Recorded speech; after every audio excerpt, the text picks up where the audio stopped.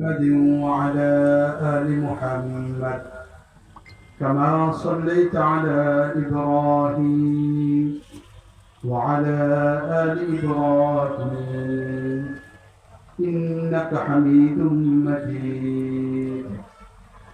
الحمد لله وكفى وسلام على عباده الذين اصطفى. أما بعد فأعوذ بالله من الشيطان الرجيم. بسم الله الرحمن الرحيم. قد أفلح من تزكى. وقال رسول الله صلى الله عليه وسلم قال الله تعالى قد أصلح العبد على مولاه. صدق الله مولانا العظيم وصدق رسوله النبي الكريم ونحن على ذلك من الشاهدين والشاكرين والحمد لله رب العالمين. سبحانك لا علم لنا إلا ما علمتنا إنك أنت العليم الحكيم. অত্র ইসলাহ মাহফিলে উপস্থিত কাবিল ইহতিরাম মুআজ্জাজ উলামায়ে কেরাম, সম্মানিত উপস্থিতি, আল্লাহ রাব্বুল আলামিনের দরবারে লাখ কোটি শুকরিয়া যে আল্লাহ রাব্বুল আলামিন আমাদেরকে ইসলামী প্রোগ্রামের শিরোনামে আয়োজিত অধ্যকারী অনুষ্ঠানে আসার, বসার, অংশগ্রহণ করার তৌফিক দান করেছেন। আল্লাহ রাব্বুল আলামিনের দরবারে শুকরিয়া হিসেবে সকলে বলি আলহামদুলিল্লাহ। মুআজ্জাজ হাজরিন, এই মুহূর্তে 8:30 বাজে। স্বাভাবিক গতিতে আমাদের বাংলাদেশে এই সময়ে এশার নামাজ 9:45 দিকে পড়া হয়। আশেপাশে যে মসজিদ আছে, আমি যতটুকু জেনেছি মসজিদ অনেকটা দূরে। পাশের যে মসজিদ আছে সেখানে নামাজ হয়ে গেছে। আমাদের কর্তৃপক্ষ আয়োজন করেছেন প্রোগ্রামের পরে নামাজের জন্য। এই জন্য আমি খুব লম্বা করে আলোচনা করব না। এখন 8:30 বাজে, 9টা। এই আধা ঘন্টা আমি আমার আলোচনাকে শেষ করে দেওয়ার চেষ্টা করব। এই অল্প সময়ের ভিতরে যেন আল্লাহ রাব্বুল আলামিন আমাদের সকলের জন্য উপকার হয়, কিছু আলোচনা করা এবং শোনার তৌফিক আমাদেরকে দান করেন। বাস্তবিক পক্ষে আমাদের বাংলাদেশের উল্লেখযোগ্য মুরব্বী মৌলানা নজরুল ইসলাম কাসিমি সাহেব দামাত বরকাতুহু, তিনি আলোচনা করেছেন, গুরুত্বপূর্ণ আলোচনা করেছেন। আল্লাহ রাব্বুল আলামিন মৌলানার ইলম আমলের মধ্যে বরকত দিয়েছেন, গ্রহণযোগ্যতা দিয়েছেন।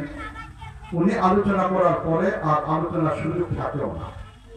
এরপরও যেহেতু কর্তৃপক্ষ আলোচনা করার জন্য বলেছেন, এই জন্য অল্প সময় আপনাদের সামনে বসা। বাস্তবিক পক্ষে মানুষ বেশি এবং কম এটা লক্ষ্য না, বরং লক্ষ্য হলো আমার কাজ আল্লাহর জন্য হচ্ছে। যদি আমার কাজ আল্লাহর জন্য হয়, শুধু ব্যক্তির নয়, বরং যে কোনো কাজ যদি আল্লাহ রাব্বুল আলামিনের জন্য হয়, তখন সেই কাজ এটা পরকালে নাজাতের ব্যবস্থা হবে, পরকালে মুক্তির ব্যবস্থা হবে। কাজের পরিমাণ অনেক বেশি, কিন্তু সেটা আল্লাহ রাব্বুল আলামিনের জন্য হয় নাই, তাহলে সেই কাজ কখনো পরকালে নাজাতের ব্যবস্থা হবে না। হাদিসের কিতাব সমূহের মাঝে মুসলিম শরীফ অত্যন্ত গুরুত্বপূর্ণ একটা হাদিসের কিতাব। মুসলিম শরীফের 2য় খণ্ডে হযরত আবু হুরায়রা রাদিয়াল্লাহু তাআলা আনহু থেকে একটা হাদিস বর্ণিত আছে। এই হাদিসটা হযরত আবু হুরায়রা রাদিয়াল্লাহু তাআলা আনহু, যার থেকে সাহাবাদের মাঝে সবচেয়ে বেশি পরিমাণ হাদিস বর্ণিত রয়েছে। হযরত আবু হুরায়রা রাদিয়াল্লাহু তাআলা আনহু থেকে 5374টা হাদিস বর্ণিত রয়েছে। তো হযরত আবু হুরায়রা রাদিয়াল্লাহু তাআলা এই হাদিসটা তখন বলেছিলেন যখন তিনি সিরিয়াতে গিয়েছিলেন। সিরিয়াতে ওই সময় ইসলামের রাজধানী ছিল। যখন আবু হুরায়রা রাদিয়াল্লাহু তাআলা সিরিয়াতে যান, তখন ইসলামের রাষ্ট্রের রাজধানী সিরিয়া ছিল।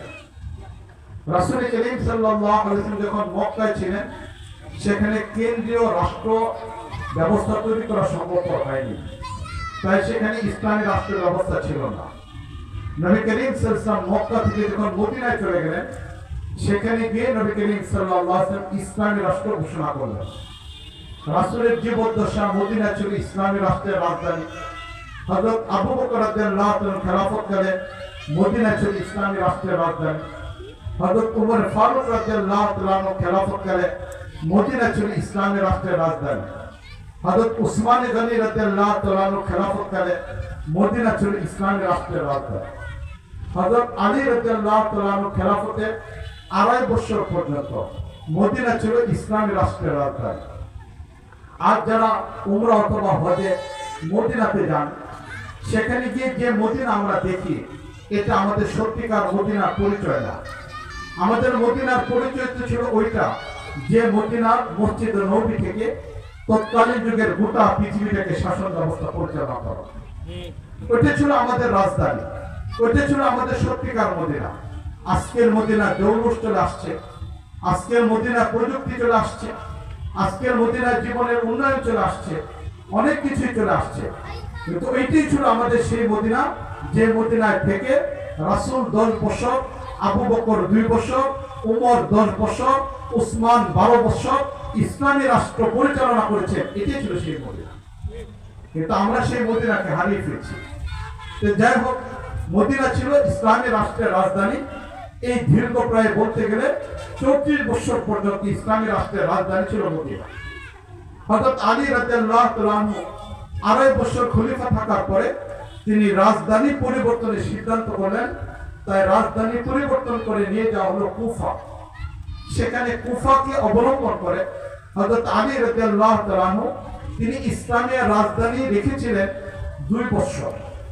2 বছর পর্যন্ত ইসলামী রাষ্ট্রের রাজধানী ছিল কুফা। এই অঞ্চলটা ইসলামী রাষ্ট্রের রাজধানী ছিল।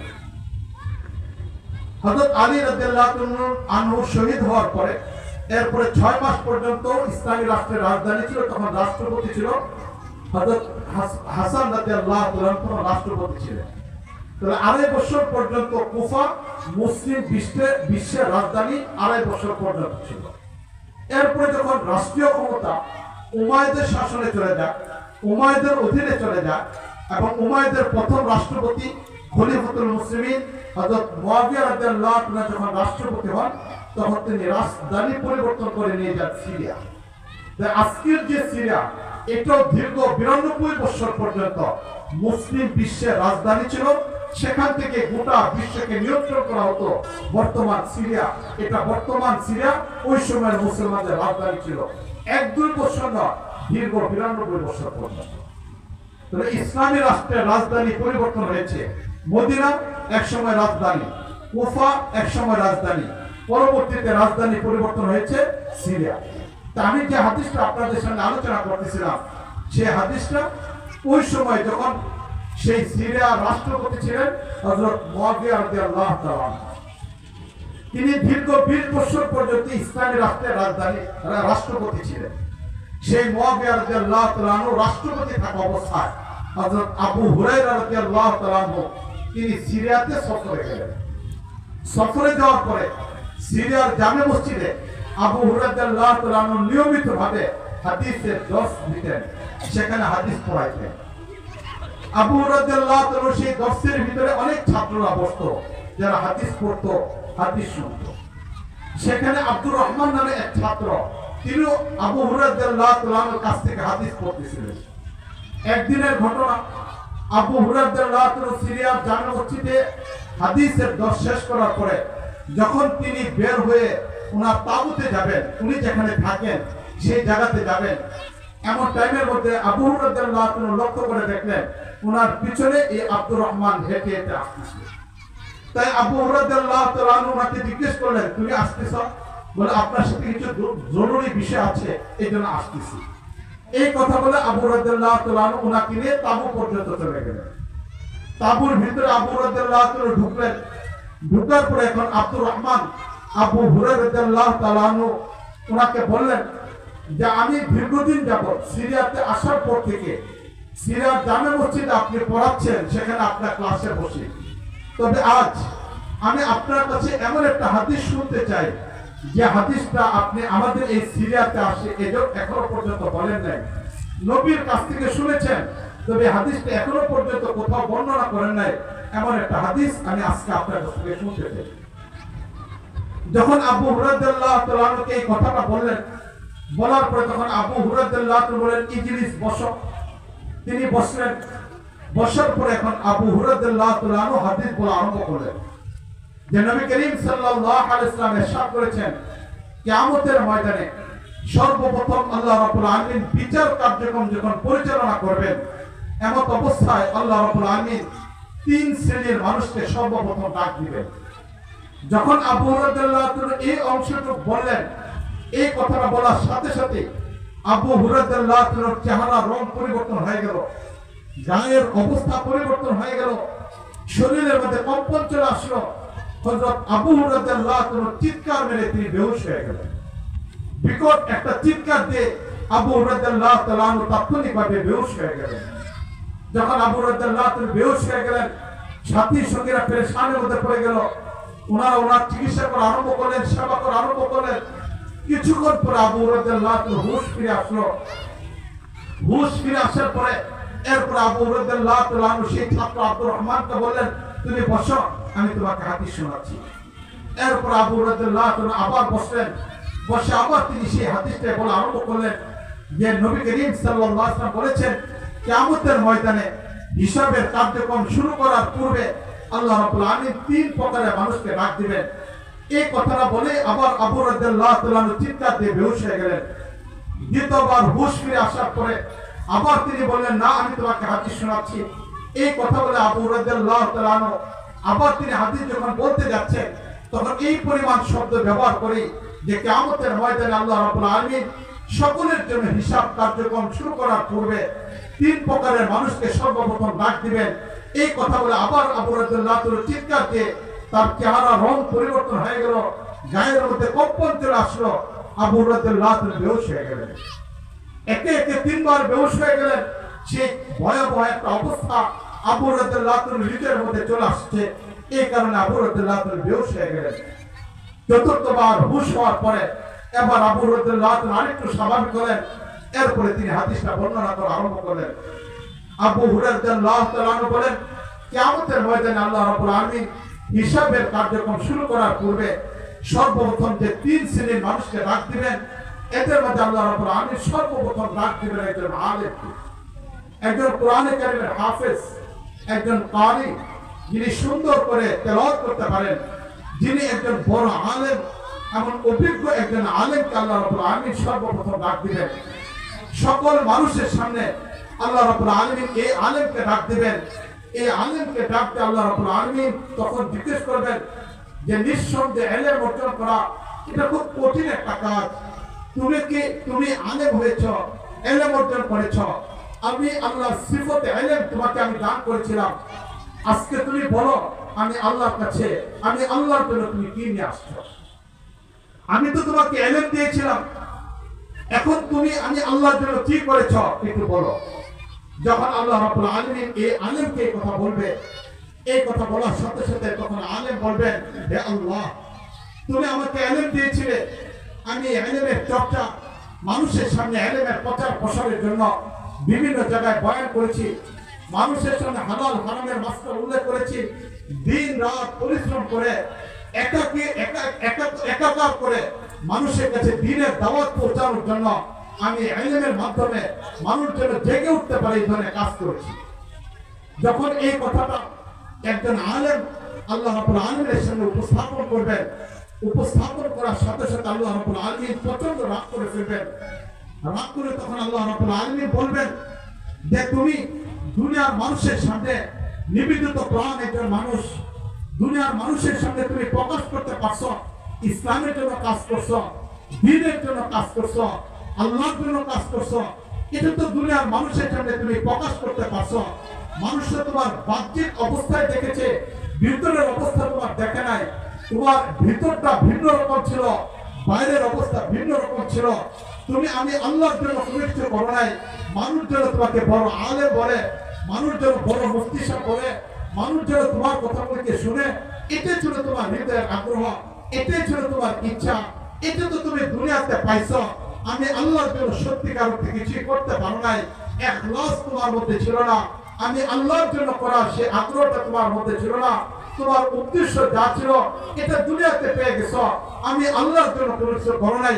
এই কথা বলে আল্লাহ রাব্বুল আলামিন ফেরেশতাকে আদেশ করবেন, ফেরেশতা আসবে, আসার পর আল্লাহ রাব্বুল আলামিন হুকুম দিবেন একে উল্টোমুখ করে মাটিতে ফেলো। মাটিতে ফেলা হবে, পায়ের মধ্যে শিকল বেঁধে আল্লাহ রাব্বুল আলামিন নির্দেশ দিবেন একে জাহান্নামে নিক্ষেপ করো। তো একজন আলেম যিনি ইলমের মাধ্যমে কাজ করতেছেন, রাত দিন একাকার করে ফেলতেছেন, ইলম অর্জন করতে গিয়ে কি পরিমাণ পরিশ্রম করতেছে, যারা এখানে বাবা তারা জানেন একটা ছেলেকে মানুষ করার জন্য কি পরিমাণ পরিশ্রম করতে হয়। যারা এখানে উলামা ইকরাম আছেন তারা জানেন যে ইলম অর্জন করার জন্য কি পরিমাণ শ্রম দিতে হয়। যারা এখানে আশেপাশে আছেন তারাও বিষয়গুলিকে জানেন একটা দ্বীনি প্রতিষ্ঠান পরিচালনা করতে কি পরিমাণ কষ্ট করতে হয়। কিন্তু এত কষ্টের পরেও যখন একজন আলেম তিনি ইখলাস না থাকার কারণে, আল্লাহর জন্য কাজটা না হওয়ার কারণে আল্লাহ রাব্বুল আলামিন এই ব্যক্তিকে জাহান্নামে নিক্ষেপ করবেন। এখন এই ব্যক্তি জাহান্নামে চলে গেল, এখনো হিসাবের কার্যক্রম সকলের জন্য শুরু হয় নাই। আল্লাহ রাব্বুল আলামিন এখন দ্বিতীয় পর্যায়ে ডাক দিবেন একজন ধনাত্ম সম্পদশালী ব্যক্তিকে।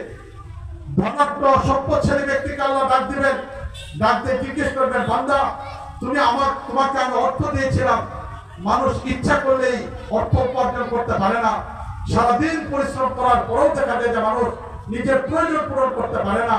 মালিক যাকে যার জন্য যতটুকু বরাদ্দ এটা আল্লাহ রাব্বুল আলামিন নির্ধারণ করে রাখেন।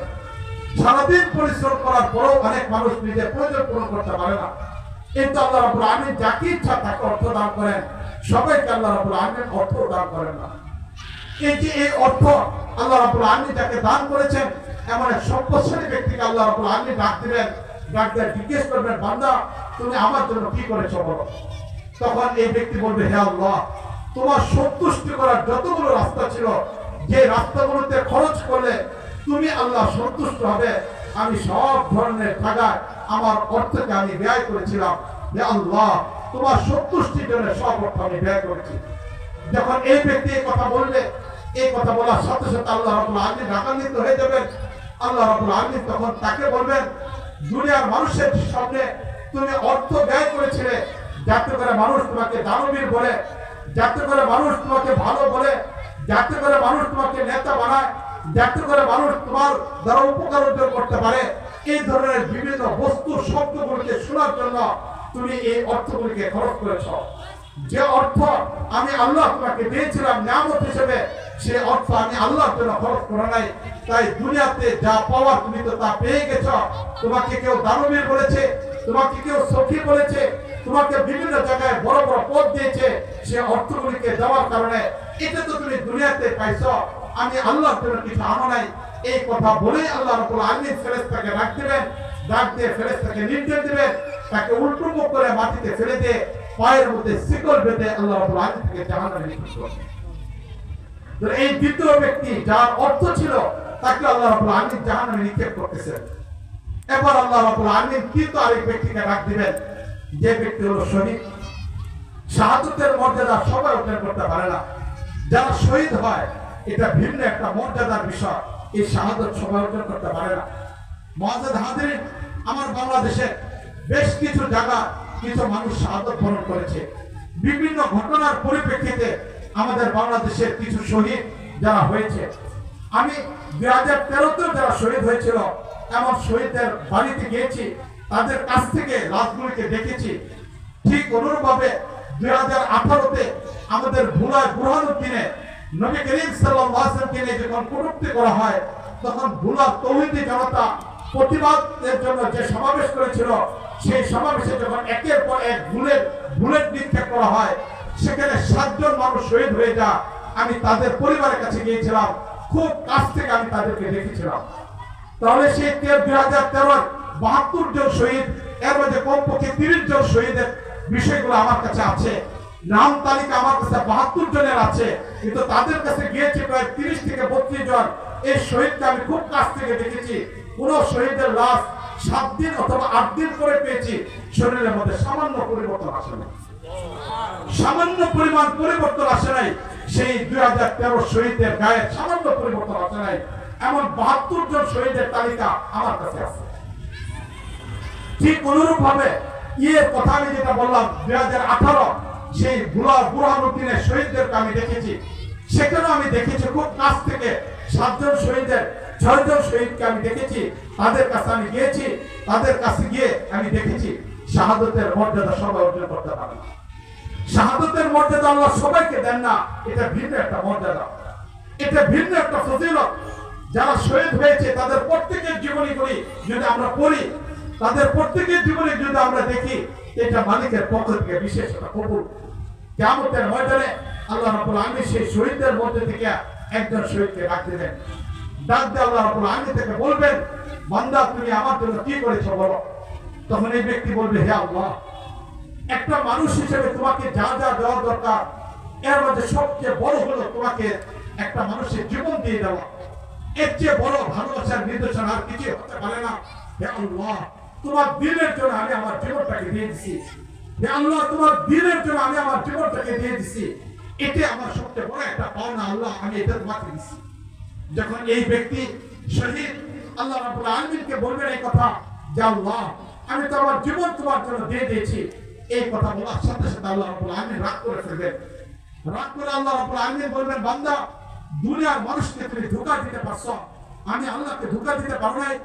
দুনিয়ার মানুষের সামনে তোমার হৃদয়ের কথাটা তুমি গোপন রাখতে পারছো, আমি আল্লাহর কাছে গোপন রাখতে পারো নাই। সেদিন তুমি যুদ্ধের ময়দানে গিয়েছিলে, শাহাদাতের মর্যাদা অর্জনের জন্য যাও নাই, বরং তুমি গিয়েছিলে মানুষ যেন তোমাকে মুক্তিযোদ্ধা বলে, মানুষ যেন তোমাকে বিভিন্ন ধরনের সহযোগিতা করে, মানুষ যেন বিভিন্ন ধরনের সম্মান তোমাকে দেয়। এটা ছিল তোমার উদ্দেশ্য। কিন্তু আমি আল্লাহর জন্য জীবন দেয়, এটা তোমার উদ্দেশ্য ছিল না। এটা তো তুমি দুনিয়াতেই পেয়ে গেছো, আমি আল্লাহর জন্য কিছু আনতে পারো নাই। এই কথা বলে আল্লাহ রাব্বুল আলামিন রাগান্বিত হয়ে ফেরেশতাকে আদেশ দিবেন। ফেরেশতা এসে এই ব্যক্তিকে উল্টোমুখ করে মাটিতে ফেলে তার পায়ের মধ্যে শিকল বেঁধে তাকে জাহান্নামে নিক্ষেপ করবে। মুআজ্জাজ হাজরিন, আবু হুরায়রা রাদিয়াল্লাহু তাআলা এই হাদিসটা বলেন যে এখানে 3 শ্রেণীর মানুষ। একজন আলেম, গোটা জীবন যিনি ইলমের চর্চার পিছনে ব্যয় করেছেন, একজন সম্পদশালী ব্যক্তি যিনি তার জীবনে সব কিছু মালিক আল্লাহর জন্য দিয়ে দিয়েছেন, একজন শহীদ যিনি তার জীবন আল্লাহর জন্য দিয়ে দিয়েছেন। এমন 3 শ্রেণীর মানুষকে আল্লাহ ডাক দিবেন। এই 3 শ্রেণীর ইবাদতকে বড় কোনো ইবাদত হতে পারে না, এই 3 শ্রেণীর মানুষের কাজের চেয়ে আর বড় কোনো কাজ হতে পারে না। এই 3 শ্রেণীর মানুষকে আল্লাহ রাব্বুল আলামিন সর্বপ্রথম ডাক দিয়ে জাহান্নামে নিক্ষেপ করবেন। একটাই বিষয়, কাজটা আল্লাহর জন্য হয়, কাজটা আল্লাহর জন্য হয় নাই। যে কাজটা আল্লাহর জন্য হওয়া দরকার ছিল, এই কাজটা আল্লাহর জন্য হয় নাই, এটা আল্লাহ বাদ দিয়ে ভিন্ন কারোর জন্য হয়েছে। এই জন্য এই ব্যক্তিরা জাহান্নামে চলে যাবে। এই জন্য সবচেয়ে বড় জিনিস, আমল যখন করা হয়, ছোট্ট হোক বড় হোক, এটা আল্লাহর জন্য যদি হয় তাহলে কেবলমাত্র সফলতা আসবে।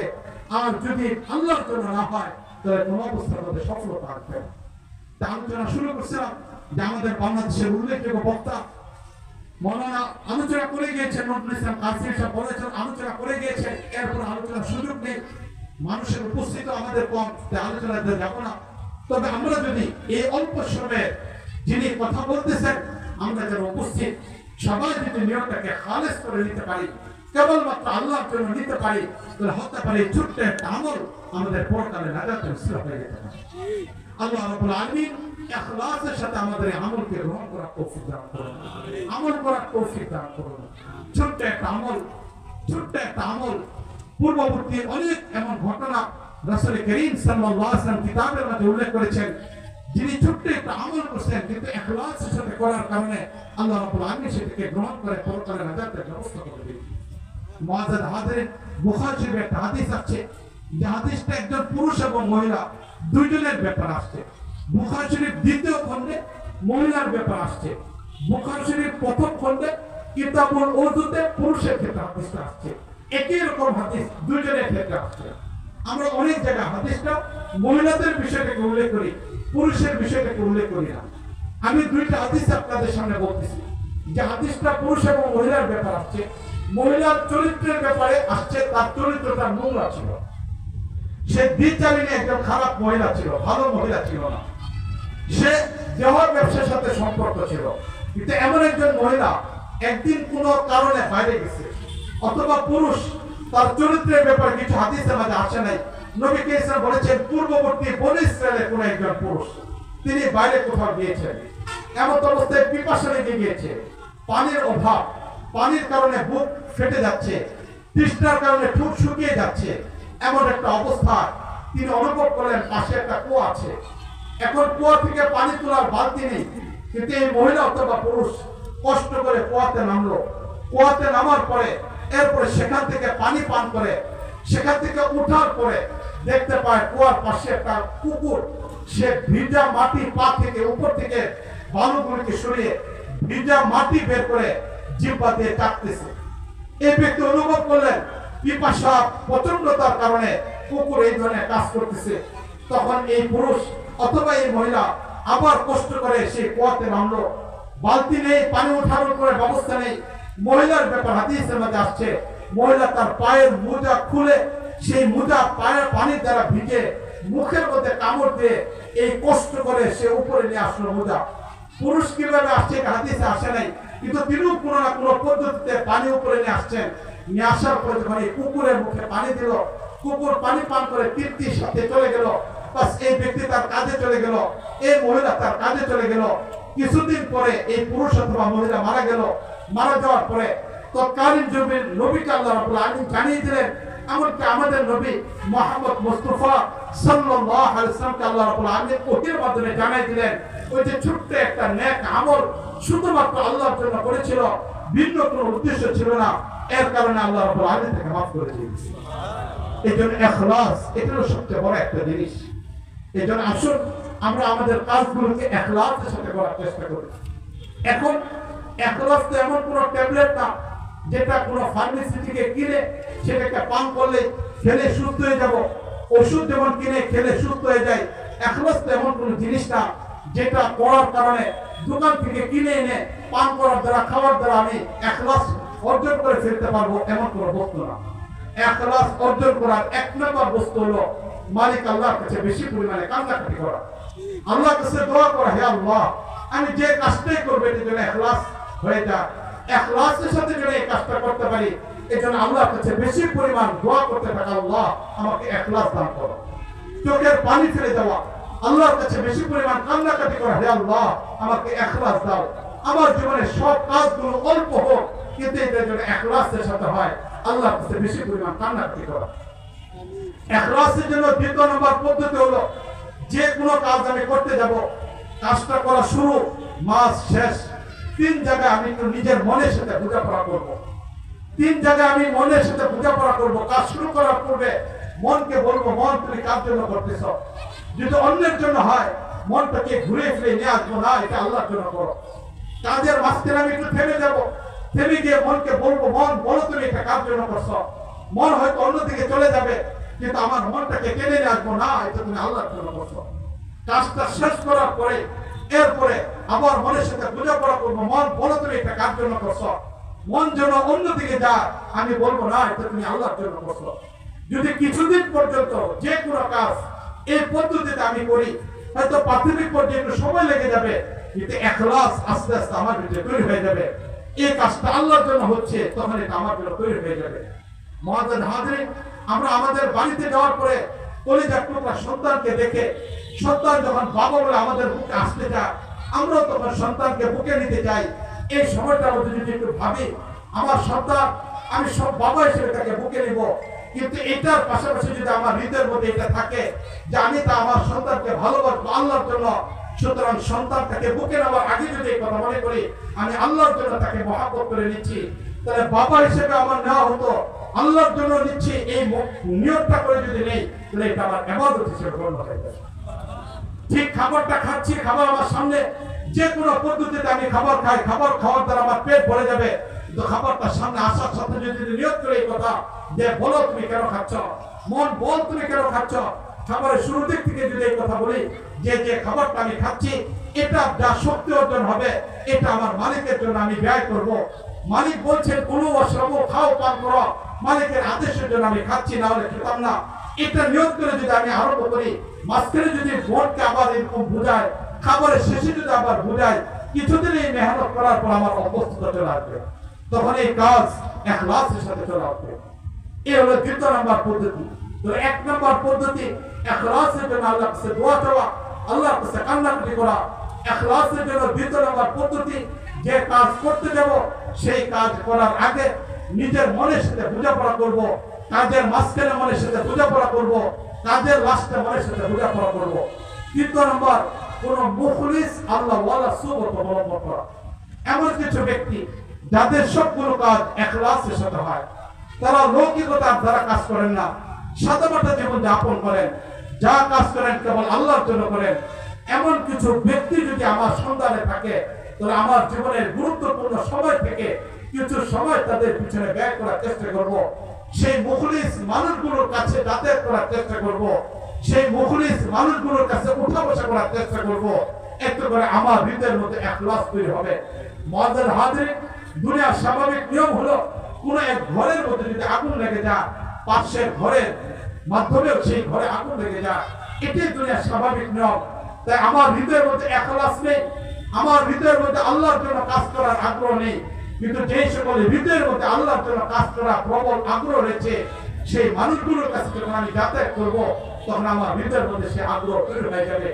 এই জন্য কবির বলছেন, करीब कर जलता हुआ सीना तो अपना सीना, करीब कर जलता हुआ सीना तो अपना सीना, आग जलता नहीं है जलाया जाता है, जो आग की खासियत है वो इश्क की खासियत है, एक सीना बसीना एक खाना बखाना। কবি বলতেছেন এই কথা, তোমার হৃদয়টা নরম, তোমার হৃদয়টা ঠান্ডা, সেখানে মালিকের ভালোবাসার আগুন জ্বলে না। তোমার হৃদয়টা ঠান্ডা, সেখানে মালিকের ইখলাস নেই। তোমার হৃদয়টা ঠান্ডা, যেখানে তোমার শেষ রাত্রে উঠে মালিকের দরবারে পড়ে থাকার আগ্রহ তৈরি হয় না। তাই তোমার এই ঠান্ডা হৃদয়কে সেই উত্তপ্ত কোন হৃদয়ের কাছে নিয়ে যাও, জ্বলনওয়ালা কোন হৃদয়ের কাছে নিয়ে যাও, ইখলাসওয়ালা কোন মানুষের হৃদয়ের কাছে নিয়ে যাও।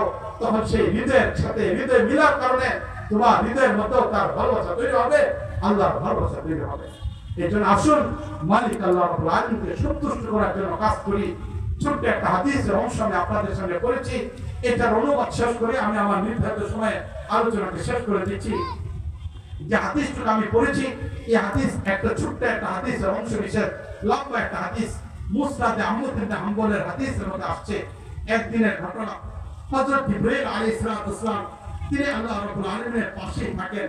আল্লাহর সবচেয়ে নিকটতম ফেরেশতা হলেন জিবরাইল। এই জিবরাইল আলাইহিস সালাম হঠাৎ করে তিনি দেখলেন যে আল্লাহ রাব্বুল আলামিন হেসে দিচ্ছেন।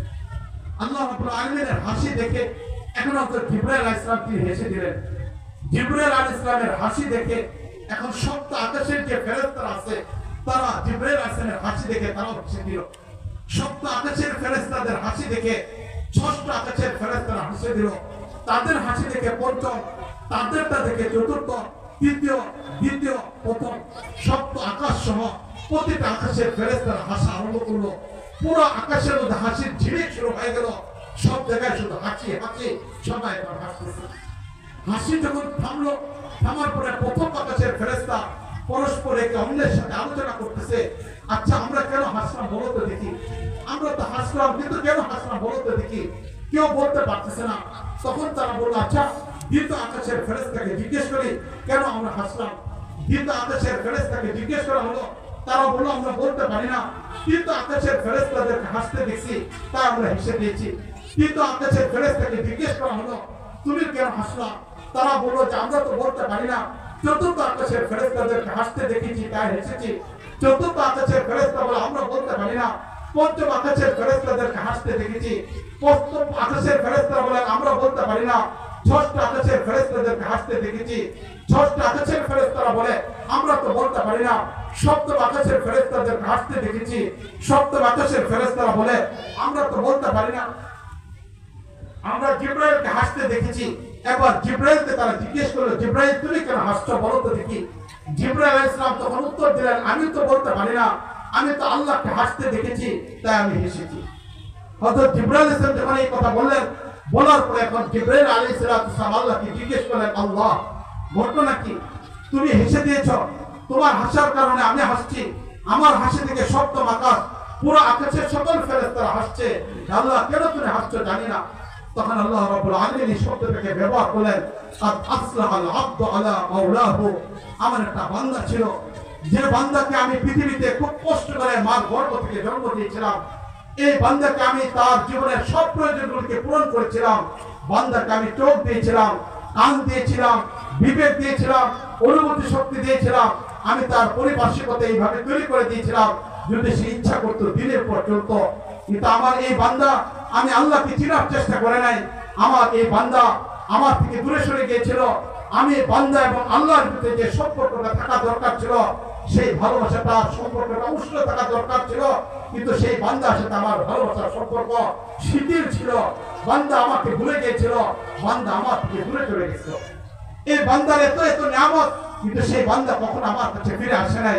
এই বান্দা কোনোদিন আমাকে ডাকে নাই, এই বান্দা কোনোদিন আমার কাছে কোনো ফরিয়াদ করে নাই। এত নিয়ামতের মধ্যে থাকার পরও এই বান্দা আমাকে ভুলে গিয়েছিল। অনেকদিন পর এই বান্দা আবার আমার কাছে ফিরে আসছে। আমার হারানো বান্দাকে আমি ফিরে পাইছি। যে বান্দা আমি আল্লাহর সাথে সম্পর্ক দুর্বল করে ফেলছিল, আজকে সেই বান্দা তওবা করে আমি আল্লাহর সাথে সম্পর্ককে মজবুত করে ফেলছি।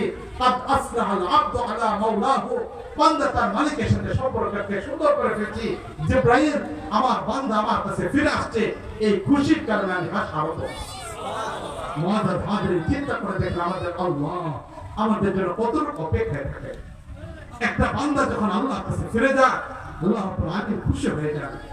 আমরা পৃথিবীর প্রতিটা মানুষ কাউকে না কাউকে খুশি করার জন্য কত পরিশ্রম করি। দিন থেকে সকাল থেকে নিয়ে রাত সন্ধ্যা, রাতের পর রাত কত বাবা তার সন্তানের মুখের হাসি ফোটানোর জন্য বিদেশে পড়ে আছে, কত স্বামী তার স্ত্রীর মুখের হাসি ফোটানোর জন্য ঘর বাড়ি রেখে আত্মীয় স্বজনকে রেখে বাইরে পড়ে আছে, কত সন্তান তার বাবা মার মুখের হাসি ফোটানোর জন্য আপন জনদেরকে ছেড়ে কোথায় না কোথায় পড়ে আছে। উদ্দেশ্য একটাই, যেন তারা খুশি হয়ে যায়। দুনিয়ার সকল মানুষকে খুশি করার পিছনে ব্যয় করলাম, কিন্তু যিনি আমার আল্লাহ তার পিছনে সময় ব্যয় করলাম, সে আল্লাহকে খুশি করার জন্য চেষ্টা করলাম না। এই জন্য আসুন ইখলাস এবং লিল্লাহের জীবন যাপন করে সত্যিকার অর্থে আল্লাহকে খুশি করার জন্য চেষ্টা করি। আল্লাহ রাব্বুল আলামিন আমাদের সকলকে তৌফিক দান করুন। এই ইসলাহি প্রোগ্রামের মাধ্যমে আমরা যেন আমাদের জীবনকে সুন্দর করতে পারি, আল্লাহ রাব্বুল আলামিন আমাদেরকে তৌফিক দান করুন। ওয়া আখিরু দাওয়ানা আলহামদুলিল্লাহি রাব্বিল আলামিন।